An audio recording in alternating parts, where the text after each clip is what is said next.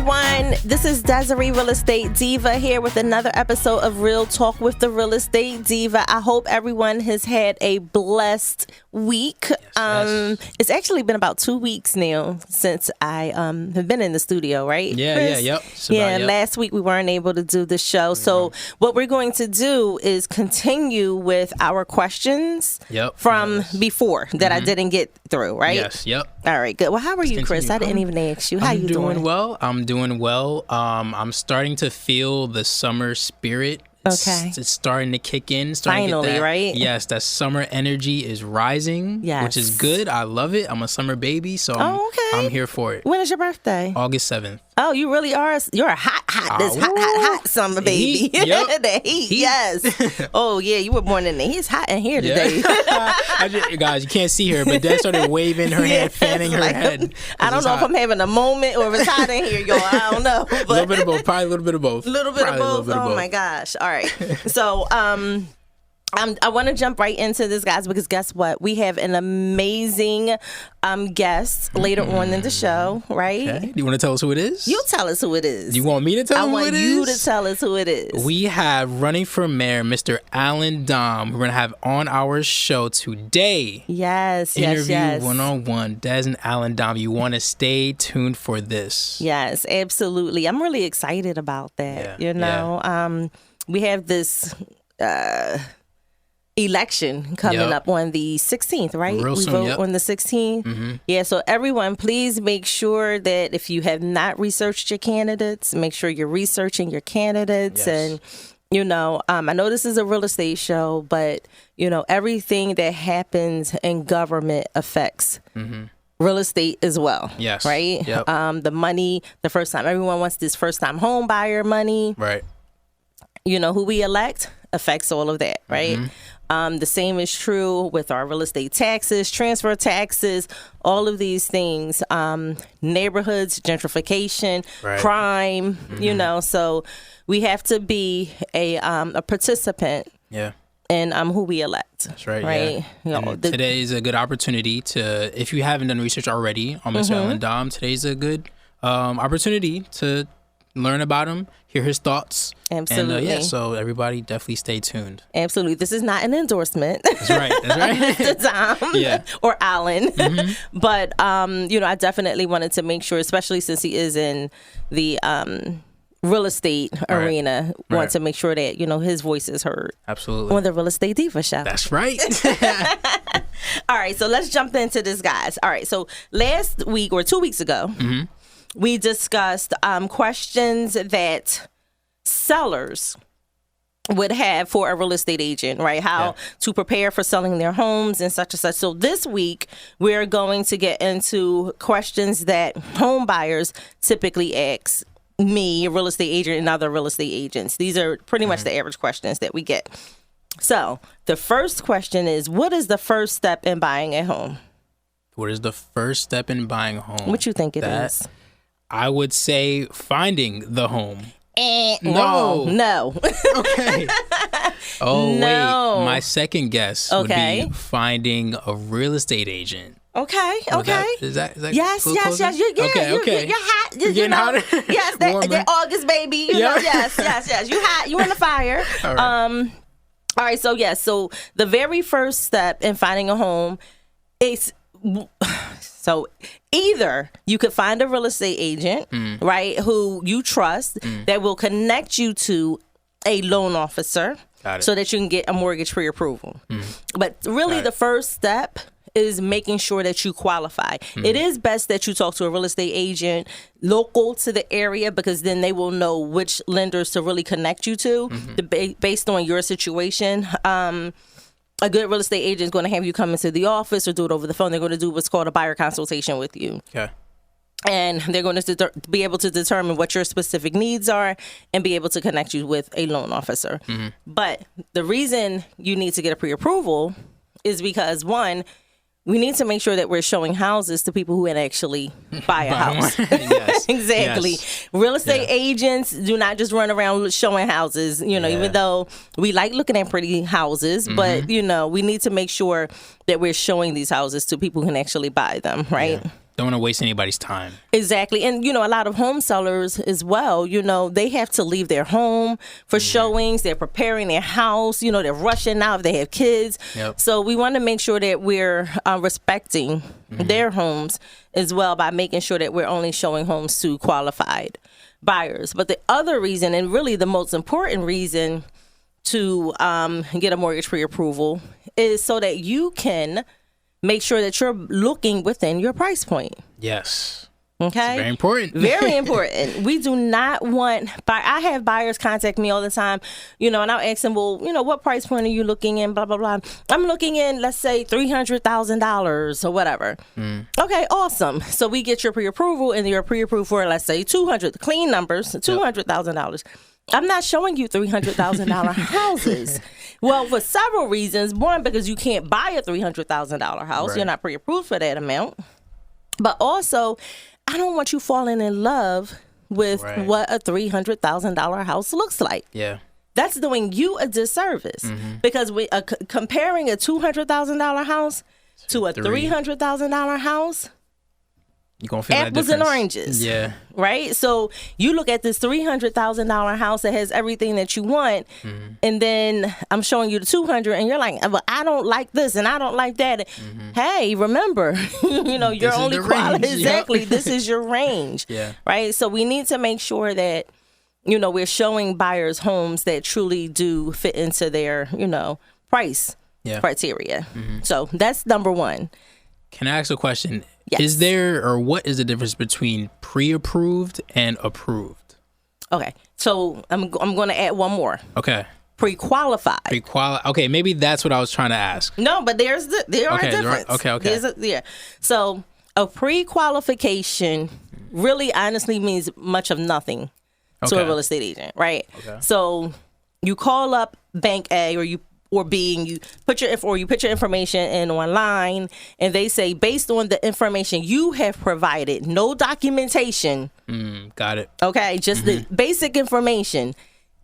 If you make 80,000, you can say you make 800,000. Right. They have not verified anything. But based on the information you have provided, you pre-qualify for a $300,000 home. Got it. Right? You give me that pre-qualification, it doesn't mean anything to me. But I have a pre-qualification. So here's the thing. Some banks, though, and some lending institutions, they still call their pre-approvals a pre-qualification. So just because you do get it, I am, and most good real estate agents are on the phone with that lending institution. Hey, did you verify their information? Did they send in their pay stubs? Did you take a look at their W-2s? Yep. Did you confirm that they have at least 2 years of uninterrupted work history? These are some of the things that, most lending institutions will want to verify from you guys in order to give you a true pre-approval. Got it. Okay, so even if it does say pre-qualification on the piece of paper, after I talk to the lending institution and they say, well, yes, we've done this, that, the other thing, and we verified, we looked at their debt to income ratios and all of these things, we are good to go. Okay, we can move on. But if I call the lending institution and it's just some random lending experts.com, like no. And it's all, well, I'm not going to get into that, but I'm not going to get into that part. That's a whole other story or situation. But yes, so you have your pre-qualification. Your pre-approval is when they've actually taken a look at your financial documentation, your debt to income ratios, your credit, all of those things to say, okay, they're pre-approved for X amount. But here's the thing, a pre-approval is not etched in stone. Right, Okay? Just because you're pre-approved today, you can be not pre-approved tomorrow. Got it. Okay? So some people think, oh, okay, I have a pre-approval. My credit is good. Now I'm going to go out here and I'm going to buy a car and I'm going to do all these crazy things. I'm going to put, this vacation to Dubai on my credit card. Yeah. Summertime, I want to travel.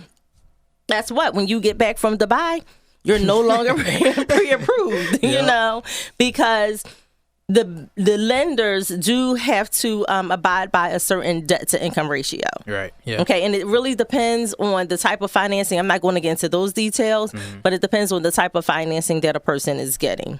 Okay. So once you have a pre-approval, it does not automatically mean that you're completely pre-approved. So that goes into the approval. Yes. Okay. The approval typically does not take place until the buyer has identified a home that they want to purchase. Okay. Then they go in and they complete the true loan application. Okay. And they're really sending in all kinds of bank statements. Again, more updated pay stubs. Another check on their credit if necessary. You know, their whole entire file has to go through what's called underwriting. Okay. And the underwriter determines whether or not more information is needed and such. Like, it's a whole tedious process. Most buyers are like, why are they asking me for all of this stuff? Because you're asking them to give you hundreds of thousands of dollars. That's why. So if you want to buy your house, give them what they need. I promise you, they're not asking for things that they do not need. Yeah, they're not asking that. You know, they don't. They're not they don't just want asking extra paperwork that they have to go through. Not at all. I promise you, it's a lot of paperwork. Yeah. So they're not asking for anything that they don't need. But that's when you get your typical approval. Got it. Okay, but so most of the time it's when they find a specific house. That they want. Yes. Then the approval comes. Yes. Then the approval comes, which we typically call a mortgage commitment. Got it. Letter. Okay, and that's usually due about 1 or 2 weeks before closing. Okay. That's when you get the mortgage commitment letter or the approval. Okay. That's pretty close. That's pretty close to the finish line. It is, but it's still not etched in stone. All right. Okay. You still cannot go out there, and I've had people do this. Go buy furniture 2 days before closing. You mentioned that before. Yes. You know, they go furniture shopping, and they put it on their credit card, because guess what? The lending institution, they're going to run your credit again right before closing. Yeah. And a lot of buyers don't realize that. So they get upset. Well, why didn't they? So that's why when I have a buyer consultation, prayerfully your agent is telling you the same thing. They go. I think I went through the commandments, the 10 commandments. Did I do that before? Yeah. So I go through that whole 10 commandments of buying a home with buyers to make sure that, listen, do not mess with your credit, or you will not be able to buy a house, even the day before closing. Day before. Yes. Yeah, because I think you also told the story 2 weeks ago when, like, again, right at the finish line, right before closing, they did another check and something came up and they couldn't go through with the closing. Yes. So it was a good thing that they did that last minute check. Yes, it was. So. And, you know, and the sad thing in that situation, it was not my client's fault. It was nothing that they did. It actually ended up being a mistake of another lending institution, not even the lending institution they were buying the property with. Wow, yeah. But either way, yes, they do another check, and thank God my client was able to, you know, we were able to work that through, and they were finally able to buy their house. Hey. But congrats. Thank you. But so do not mess with your credit. Yes. Absolutely. So you keep throwing me off. I'm sorry. These questions are good. You have too much information. We got to get it out of you, then. Listen, it's awesome. I appreciate it. All right. So we got through that part, right? So the first step in buying a home is to get a mortgage pre-approval. Find out how much you're qualified for. And now here's the thing, guys. Also, if you don't qualify right now, it's fine, right? Okay. Most loan officers, as well as the real estate agent, will be able to give you guidance with regards to what you need to do to clear certain things on your credit so that you will qualify. I have several loan officers that I work with that will send a detailed email to the client and say, okay, pay this off.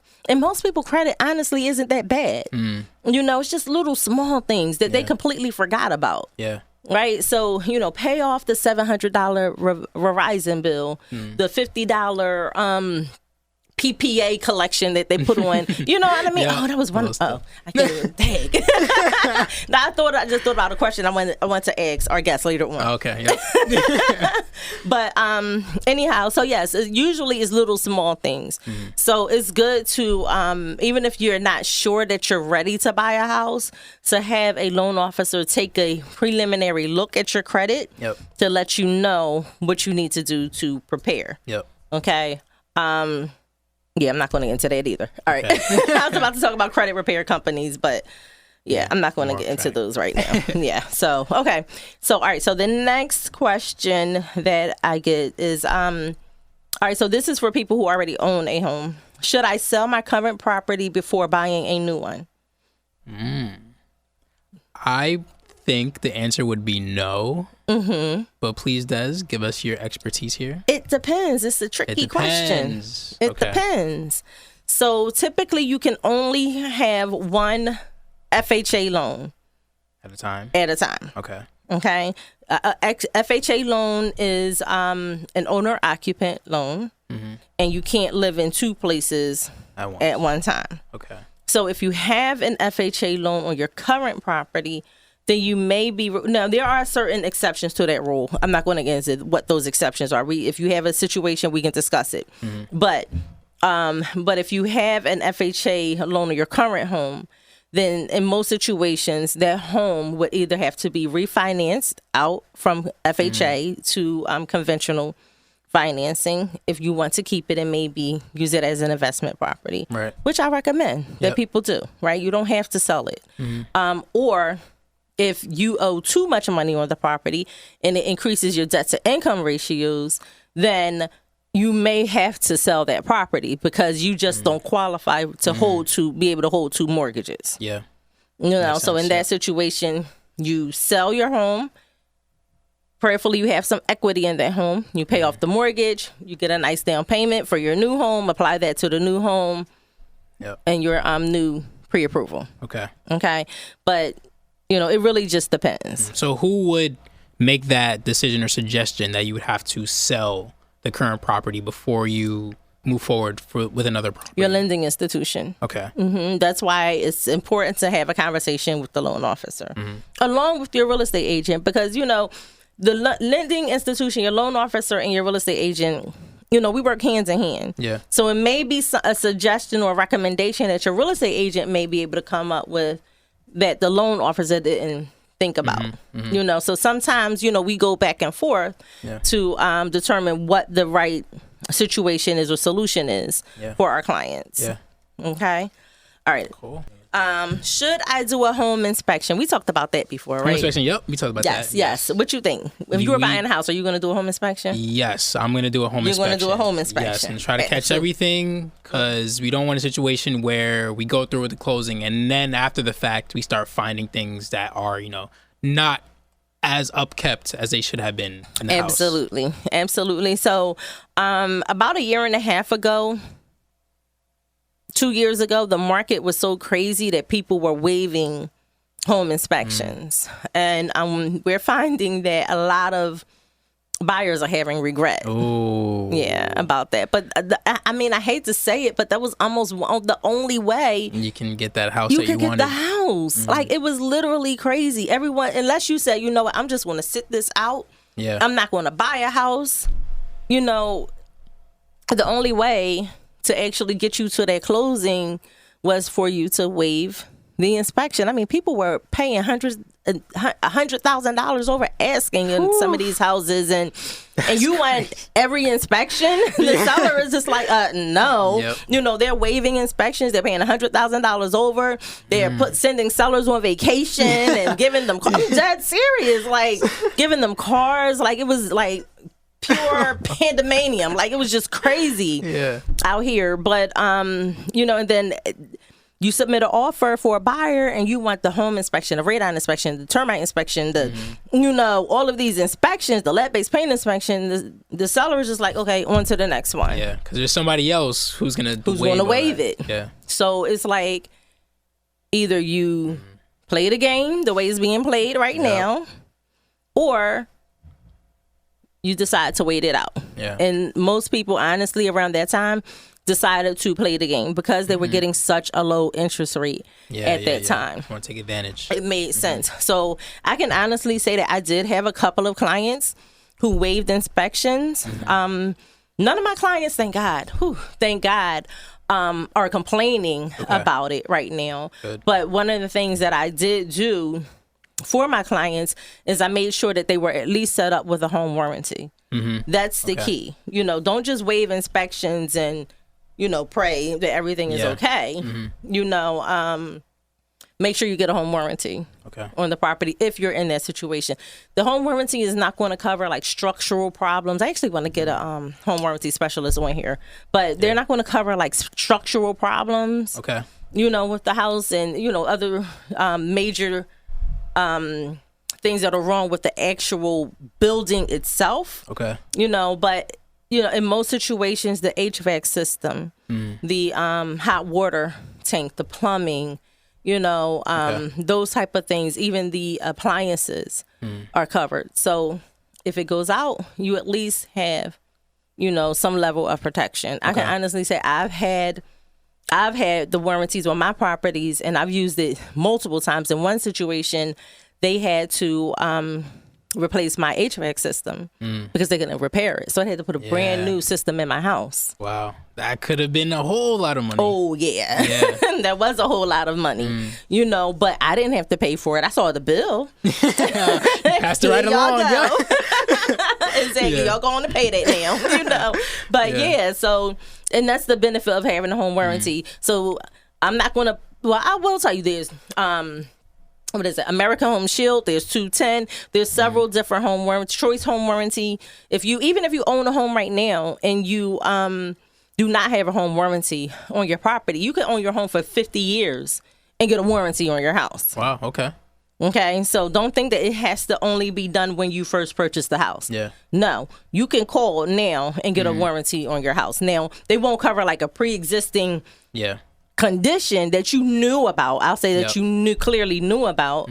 But, you know, if something goes wrong, you have a major leak, a pipe burst or something like that, then, you know, the warranty could potentially cover it. Because guess what? Homeowners insurance don't cover that. I was just going to ask that. That I sounds like... I saw it in your eyes. I saw that question coming. I saw it. Oh, man. You're catching on to me, Dan. Yes, I am.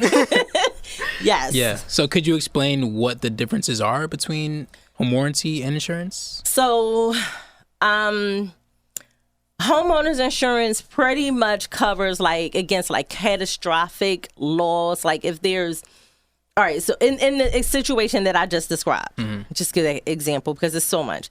If in that situation, the homeowner's insurance may cover the damage caused by the burst pipe. Because the damage affects the structure of the property. But they will not cover the bust pipe. Yeah. Got it. Okay. Got it. That was good. All right. So that's thank you. Yeah. So that's the easiest way that I could possibly explain it. Okay. But definitely take a look at your homeowner's insurance policy and compare the two and all of those things, because there are certain riders that you could add to your homeowner's insurance policy. That's why I don't really want to speak in blanket terms. But because I'm not an expert in either. Got it. You know, so I'm not going to give any false information. But what I do know is that the home warranty in most situations will cover that the pipe that bursts. But the home owner's insurance will not. Got it. Okay, the homeowner's insurance does not cover your appliances. It does not cover your HVAC system if it goes out. Those type of things. Those are the differences. Got it. Okay. If you have a fire as a result of something happening with your furnace, homeowners insurance covers that. Right? But if it just needs I don't know what they need, a control panel or whatever, they're not covering that. Okay. Got it. Got it. So back to, I'm always going off topic. All right. So back to, should you get your home inspection? My recommendation is yes. If it makes sense for you to do it, and 99.9% of the times it does make sense for you to get a home inspection. So. Yeah, we're not in the times anymore where it was so much hustle and bustle and you had to like throw in your offer immediately or you would miss out on the house. It slowed down a little bit. It slowed down a little bit, but we're jumping back into the spring market. And I can say the most recent houses that I represented the seller on did get multiple offers. Okay. You know, where I didn't have anywhere. No, I didn't have anywhere the buyer waived inspections. Okay.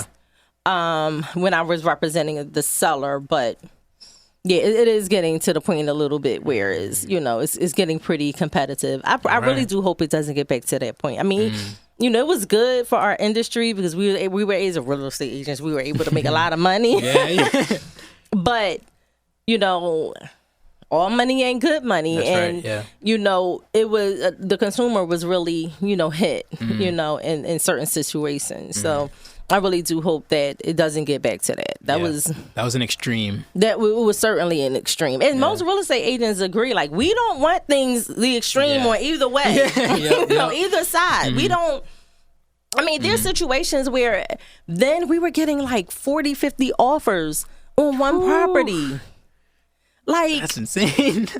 Yeah, so as an agent, we got multiple, but we gotta go. You gotta fumble through each. We have to go through each and every offer and call each and every loan officer, and vet. And oh my God, it was absolutely insane. So we like balance, and right now we have a more balanced market. So in this market, yes, please get your home inspection if it makes sense for you to do so.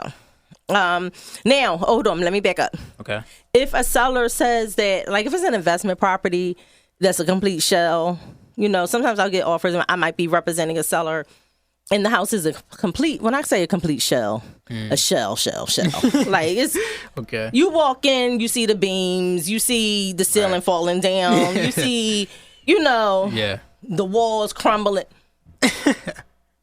And I may get an offer, home inspection. What? What are you inspecting? Yeah. I mean, I get it. Listen, sir, if you have to, sir, ma'am, if you have to do a home inspection on a property like this, you might want to rethink a little bit what you're doing. You should have your team of contractors or whoever it is that can come in and evaluate the property. Without doing a true home inspection. That's just my opinion. But and the reason I say that is because in most situations like that, you're competing with cash buyers who are savvy investors and they don't want a home inspection. And you're going to be submitting offer after offer after offer after offer and not knowing why your offer isn't getting accepted because you're asking to do an inspection on a property that's falling apart as it is.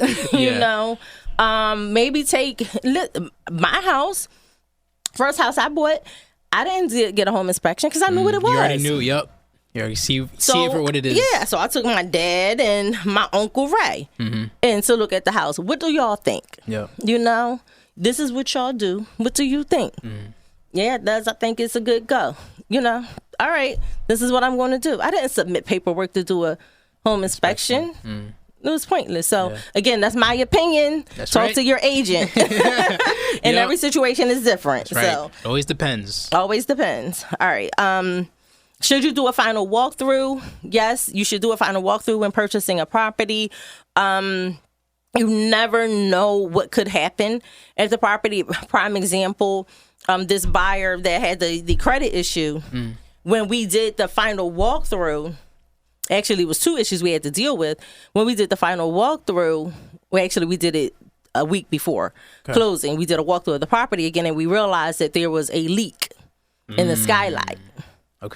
That wasn't noticeable before. Look at that. Yeah. So because it wasn't disclosed in the seller's disclosure and it was a new issue, the seller, they fixed it. They had to fix it, But if we didn't do a final walkthrough, and we just went ahead to closing, we can't go back to the seller now and say, Mr. Seller, fix this. You have a new leak. I mean, you could, but it'd be a true battle because the seller already has his money. He's like, listen, I'm going. So I'm on my way to Dubai. I'm good. But so definitely do a final walkthrough of the property. And in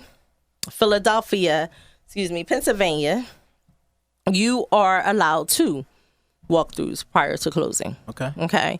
So that's why we did the one the week before. Yeah. Just to make sure everything was good, which I'm glad we did. And then we did a final walkthrough the day of. Yeah. Okay. So yes, and you also want to do a final walkthrough because you want to make sure that the seller has taken all of the stuff out of the property. Yes, they didn't leave you with a bunch of trash, because within the standard agreement for the sale of real estate, it's written in there that the property should be delivered, broom swept, clean, and free of all personal properties. All right.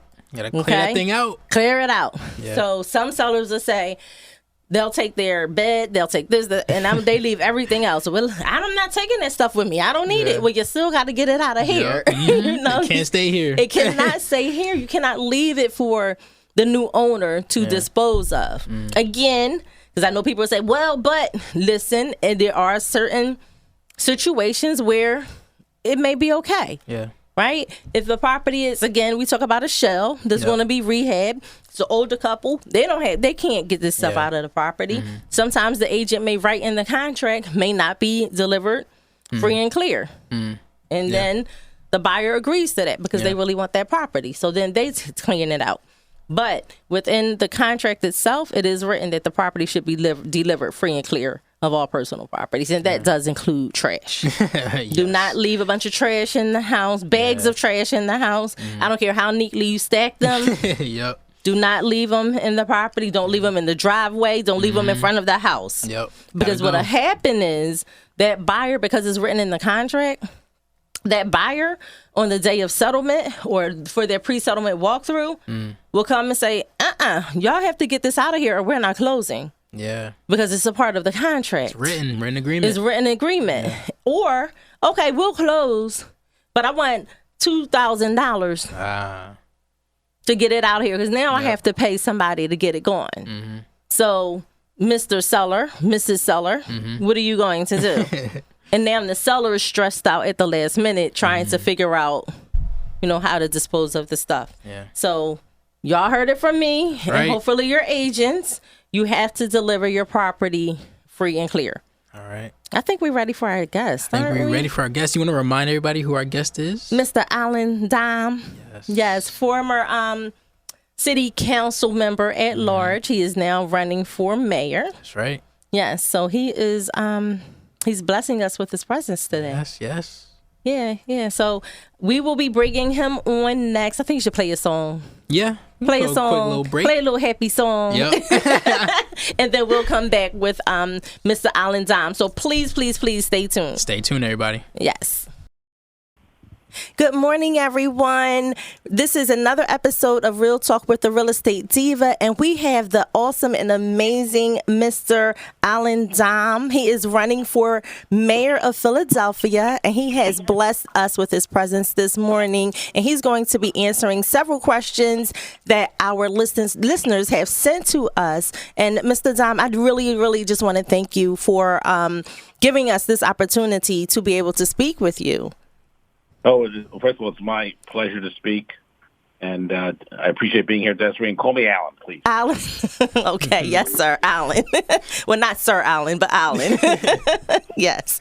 All right. So, again, thank you so much. So, I really want to just jump right into it. And could you tell us a little information about, like, your journey? And you're, like, one of the number one real estate moguls, right, in the Philadelphia area. So, tell us a little bit about where you've come from, your humble beginnings, and how you got to where you are now. Sure. So, first of all, I really look at myself as an entrepreneur who decided that real estate was one of the pathways for me. But I'll share with you my beginnings because it's probably similar to many of your listeners' beginnings. I grew up very, very modestly in a small apartment, 800 square feet, 2 bedrooms, 1 bath. Your listeners will understand how small that is. 2 beds, 1 bath for 800 square feet. Yes. And when I was 12 years old, to give you an idea, the rent was $100 a month. My parents had shown me the rent bill. And when I was 12, I lived with my brother who was 16 and my parents, there was 4 of us. We had no hot water for 2 weeks. And my mother was in a 49-unit apartment building. My mother decided to call the landlord on a Sunday morning. And he hung up on her and said, "How dare you call me on a Sunday?"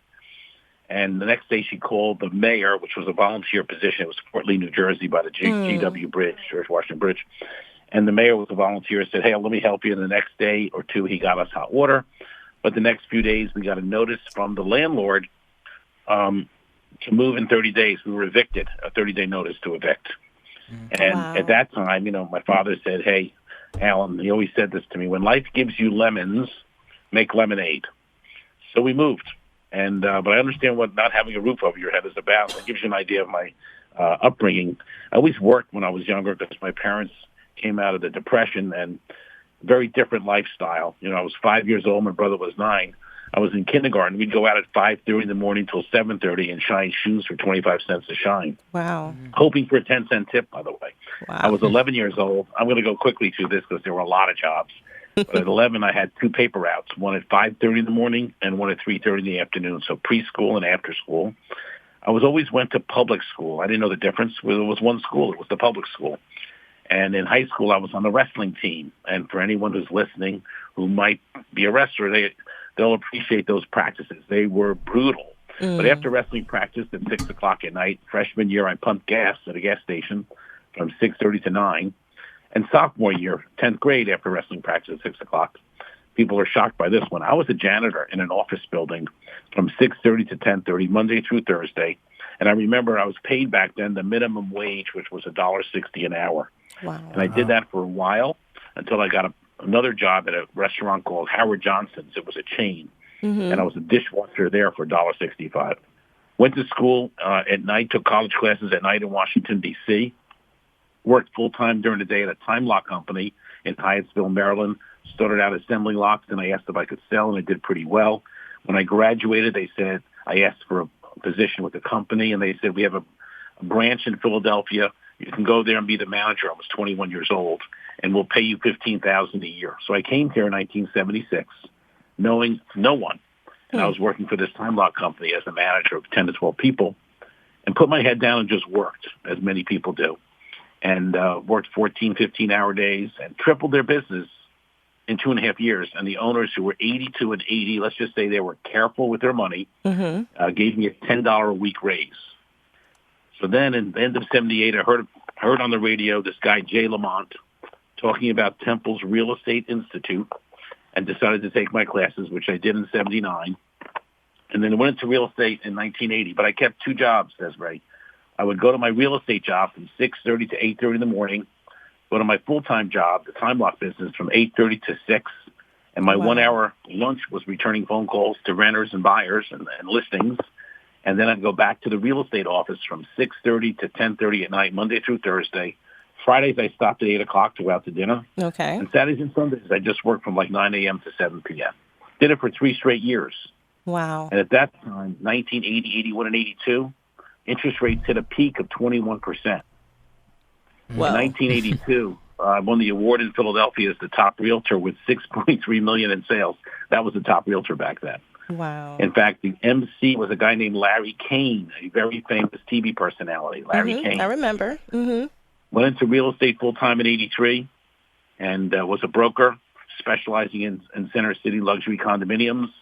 Didn't do any development until 1999. I waited a long time and learned the ropes, 20 years. Did a small building on Washington Square, and then I did a few other buildings. And, my career has basically been an entrepreneur. I've been a broker. I've only redeveloped existing buildings. I have not built really ground up. I've taken buildings that have been closed and shuttered, like the Barclay, like the Lanesboro, like others, and then restored them and brought them back to life. And so you may be saying, how did I get to where I am today? Yes. The Board of Realtors called me in I was president in 1990, and the Greater Philadelphia Association of Realtors said to me in 2012, they said, we'd like you to come back and be president again in 2013. And I said, sure. I knew Barbara Capozzi was going to be the president. I have tremendous admiration for Barbara. And I said I'd be happy to work under her for that year and then become the president again, the second time. And they asked me to stay on in 14 and asked me to stay on in 15. So I actually served that organization for 4 years. I think longer than any other one in their 108-year history. Or actually, it's longer than that now. They were 08 of 19, so it's like a 115-year history. But anyway, I saw in 15 that the city could use my help because there was a lot of issues that we weren't doing well. And I was going to run for mayor at that time until I sat down with a political expert who said to me, Allan, you know nothing about government. You want to be a heart surgeon, but you've never done any surgeries or even taken one course at a medical school. Mm-hmm. You need to learn government. It is very different than the private sector. Mm-hmm. So I went and became a council member at their suggestion. They were 110% right, Desiree. I learned so much on council and accomplished a lot, passed a lot of bills. And I decided to run for mayor, which brings me to today, because we have a public safety issue. Yes. We have a housing issue. Yes. A good paying jobs, education and poverty issue. But here's the problem, Desiree. The biggest issue we have and why this race is a turning point election, the biggest crisis is a crisis of leadership. I agree. Leadership solves everything, right? Yes. And that's what we need. Yes. We need excellent leadership in Philadelphia. We've certainly been lacking that. I took several keynotes about your journey. One, you have an amazing work ethic, right? And which obviously have led you to, the success that you have today. And I'm pretty sure that, your entire work ethic, you're not going to quit on us. As some of the other, people have stated that they. It's funny. Go ahead. I will say this, Desiree. It's funny to say that because A, I've never quit in my life, and B, I learned early on that when people say no to us, you need to view that as an objection to get to yes. Absolutely. Especially in the real estate business, when people would say no to all of us, how do I figure out how to get them to yes? Yes. Mm-hmm. No is an objection to get to yes. Just absolutely plant that in your brains that way. That's what it is. Absolutely. Absolutely.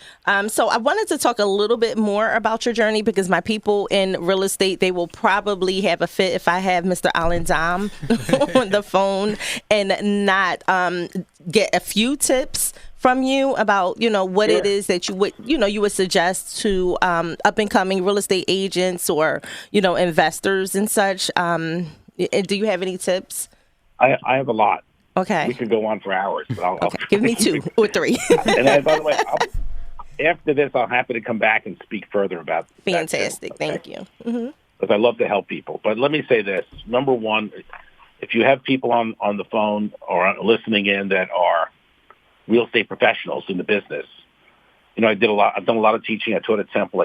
I've spoken in the past at the National Association of Realtor conventions and other conventions. And I always say that real estate professionals, we make a living selling real estate, but we create wealth owning it. Yes. Mm-hmm. And if there was one takeaway from this, I'd like people to remember that. You can make a living selling it, but you need to get involved in owning it so you can create wealth. That's how you create wealth. That's how you create generational wealth. Okay? Absolutely. And I'll say the other thing that for me was always important. For me, it was always important to provide to either my whoever I'm representing, a buyer or a seller, the absolute right decision for them, even if it would affect the amount of money I made. Absolutely. And I'll give you an example. Mm-hmm. Many people would call me and say, hey, Allan, I want to buy a property. And I would say to them, you go through the pre-qualification. And I would say, how long do you think, Desiree, you're going to own the property for? And they may say to me, 3 years. And I would say to them, look, I want to be honest with you. We have transactional costs of going in and going out. Mm-hmm. And those costs could be over 10% in this environment with transfer taxes and commissions. Mm-hmm. So unless your property increases at least 10% over 3 years, you're going to lose money. I said, if you're only going to be here 3 years, I suggest you rent, unless you're going to own it longer than 3 years. Live here for 3 and then rent it out after that. But I've told so many people that, and I believe that there is a break point.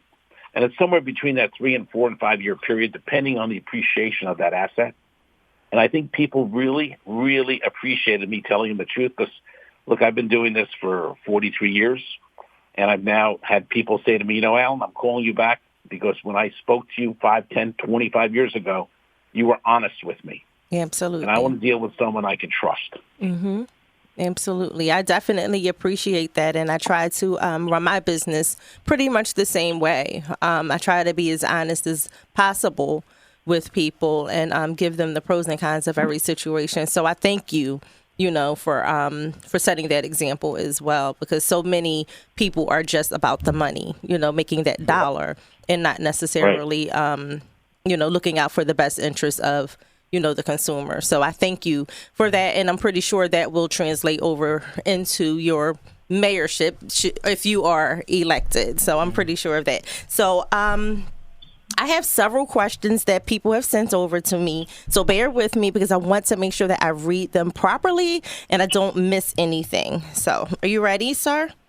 Ready, yeah. All right. So throughout your real estate career, you have witnessed significant changes in the city of Philadelphia.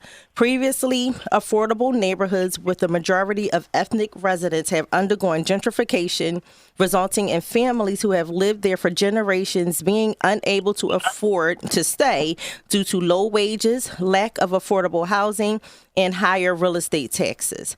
As a potential mayor, what is your stance on these problems, and what specific actions do you plan to take to address them?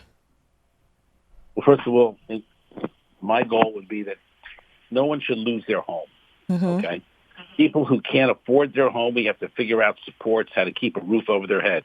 Remember, I came from not having a roof over my head. I know what that's like. Okay, we were evicted, and so people should have a roof over their head.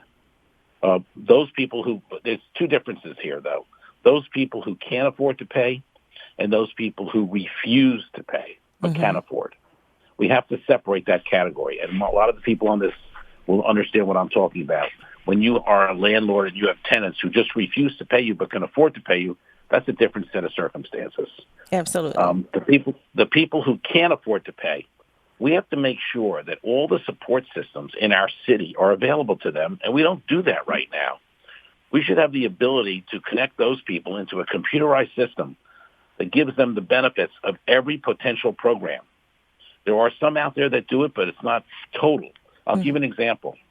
In an area where property values are increasing, okay, and let's just say that I was living there for the last 40 years or longer, okay, and I'm seeing everything around me going up, and now they're reevaluating my property value, and my taxes are going up, okay? And I can't afford those taxes. Well, we have programs for senior citizens to freeze their taxes. Absolutely. We have programs for long-term owner occupants called LOOP. We even have programs with people who owe back taxes that based on their income, it's called UPA, owner-occupied payment agreements.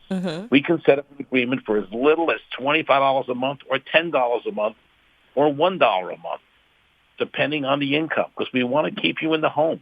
We don't, it actually is, when you lose your home, your whole life unravels, okay? Absolutely. And in the long run, it is so important to keep roofs over people's heads. One of the things that I'm most concerned about, and I'm going to share this with your audience, Desiree, we left last year over $450 million in federal and state benefits that we have not gotten into the hands of our citizens of this city. Wow. $450 million. Why is you know where that, that money sir? comes from? Well, let me tell you where it comes from. It comes from our federal withholding taxes that we all pay.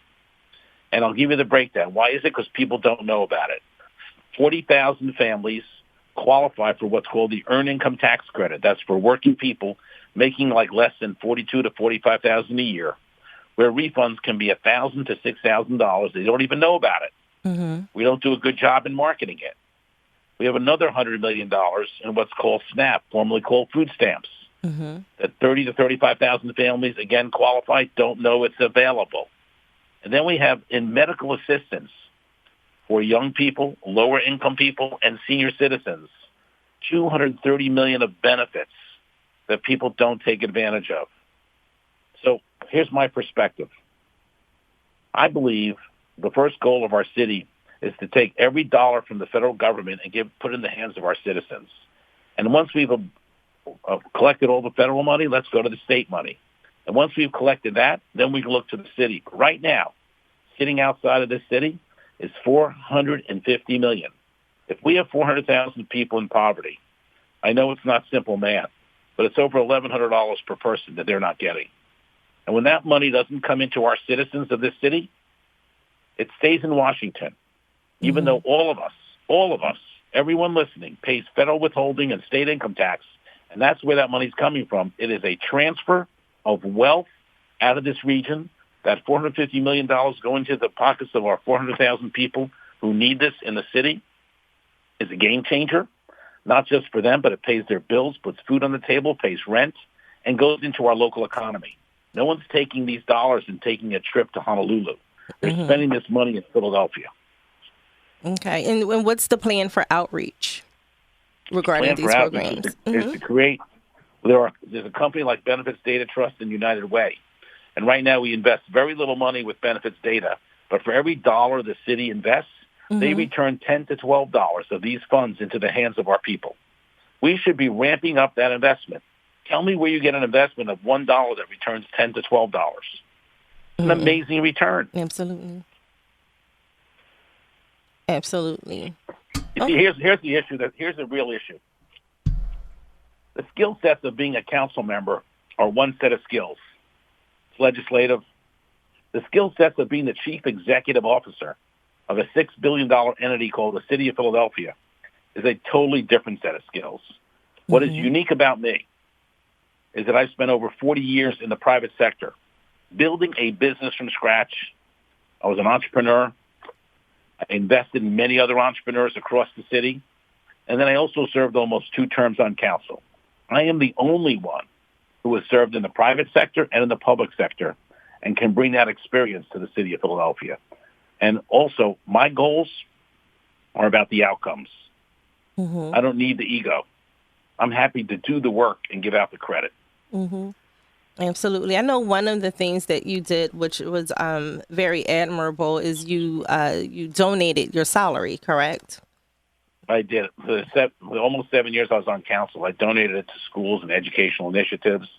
I didn't take a car, I didn't take anything from the city, pension, nothing. Because, look, I've been blessed. I came here with nothing, but the city was good to me. I invested in the city. And, you know, I read a quote maybe 12 to 15 years ago by Winston Churchill, which kind of changed my life. The quote said, "We all make a living by what we get.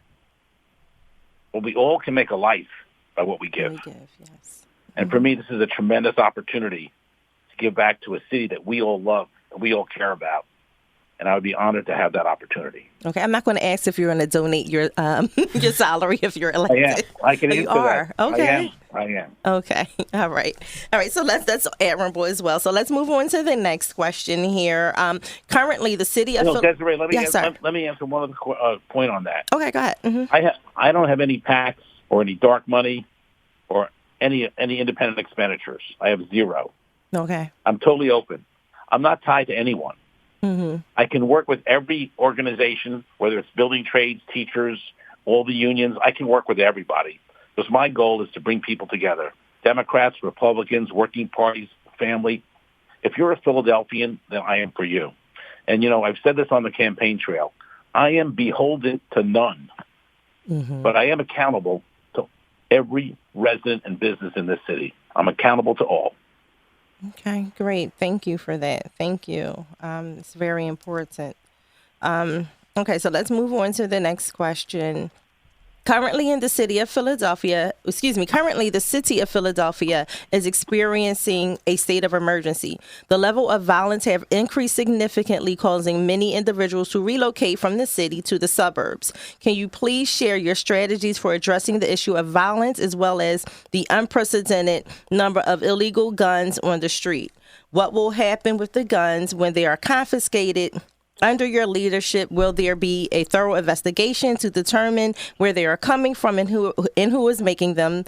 I assume they're referring to the ghost guns that are being made, and who is making them, or are they going to be melted down with no true solution to stop the guns from continuing to enter our communities? So let me share with you that while I was on council, I did do some work in this area, a lot of work. But I will say this: I've spoken to past police commissioners and law enforcement experts across the country, and a lot of my information comes from a former police commissioner who I have the highest respect for, and so does the country, because he's considered the best in the United States. And he shared with me that every city is having similar issues, and the issues are across the board. A very small amount of people are committing the majority of the crimes. Small amount. In homicides, in illegal gun violations, in retail theft. Across the board, a small amount. And he said to me, there's about 1,800 people in our city that are probably need to be taken off the street or put into programs that can assist them, give them the choice. But we need to deal with it immediately because that is causing over 50% of our serious crime. 1,800 people out of 1.6 million is not a lot of people. Then he said to me, when you look at retail thefts, again, a small amount of people are committing the majority of the retail theft. An example, on March 17th in Macy's at 13th and Market, an arrest was made of a shoplifter. That's the 67th time for shoplifting. 67th time. Wow. I mean, where's the accountability? There's a sense of lawlessness because we don't have accountability. And then when you look at retail theft, I just saw the report for Center City, Philadelphia. This is shocking. 70% of the retail theft in 2022 was committed by less than 30 people because they know under $500 they can continue to steal and not have consequences. And it's not just Center City. This is in every neighborhood of our city. I've been out in every neighborhood speaking to everyone, residents, small business owners, entrepreneurs.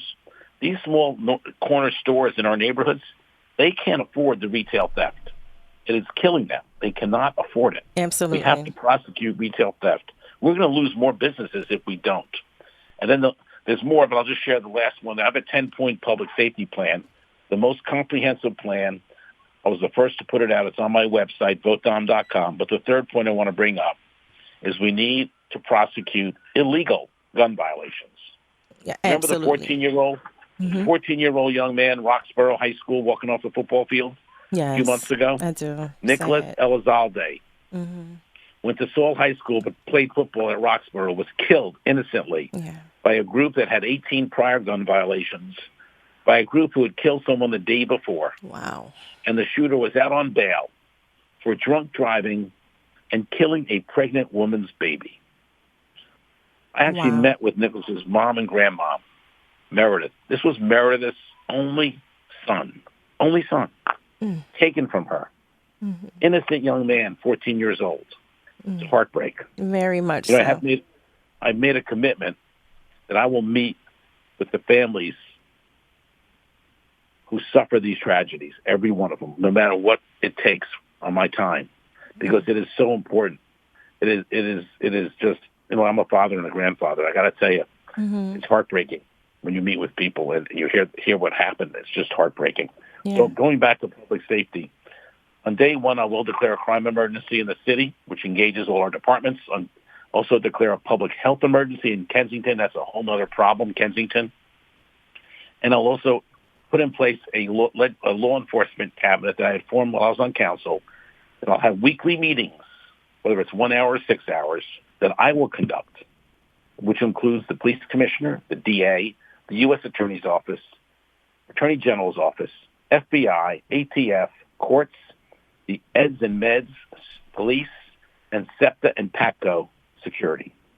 And we'll conduct these meetings, whether they're 1 hour or 6 hours, weekly, with goals to reduce homicides 50% in the next 4 years, with goals to get the retail theft under control dramatically, and to crack down on the illegal gun violations and other things, like ATVs that are illegally being used. I can go through the list, but I know we're limited on time. Yes. But this is on my website. I'll also share with your listeners that I have published every questionnaire we've received from every organization in the city. We are totally transparent. We don't say one thing in one section of the city and something else in the other section. We will have the most transparent administration going forward. Absolutely. Thank you so much for your time, Allan. I definitely appreciate it, and I know our listeners appreciate it as well. Would you mind sharing that website again, please? Sure. It's votedomb.com. Votedomb.com. Perfect. Thank you, sir. I do appreciate your time. I know you have to go. You're a very busy man, but we will definitely request to have you back. I'd love to come back. I love talking about it. Yes, sir. Thank you very much. Have a wonderful day. Thank you. All right, guys, I hope you were able to get some awesome information today from Mr. Allan Domb. Hopefully, it has helped you in your decision making for the upcoming election. But I would definitely say continue to do your homework, your research on all of the candidates that are running. We have some awesome candidates. So, we have to be a participant in all of this, right? So. Yeah. I want to thank everyone for tuning in today. This has been another episode of Real Talk with the Real Estate Diva. I am Desiree Real Estate Diva McDuffie. And follow me, guys, on Instagram at Philly Real Estate Diva. Or you can send me a message on my website, which is phillyrealestatediva.com. Okay? Until next week, be blessed.